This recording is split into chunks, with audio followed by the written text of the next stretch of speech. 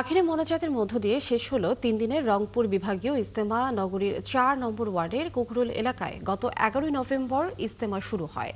নির্ধারিত সময়ের প্রায় ২ ঘন্টা পরে বেলা ১২টা ১০ মিনিটে আখেরি মোনাজাত শুরু হয়।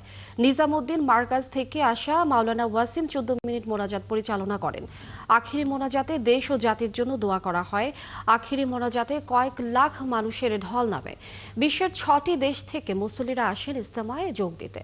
আমরা দোয়া করলাম দেশবাসীর জন্য, সকলের জন্য, আমার নিজের জন্য, আমার পরিবারের জন্য, সকল মুসলমানদের জন্য আমরা আল্লাহর রাস্তায় আমরা দোয়া করছি। আমি আমার মায়ের সুস্থতা চাইছি, আমি যেন ভালো মতো মানুষ হইতে পারি, আর আমার আব্বুক যেন একটা চাকরি জোগাড় করে দেয়। আল্লাহ কাছে লাখো লাখো শুক্রিয়া। সবার জন্য, যত মুসলমান আছে সবার জন্য দোয়া করি।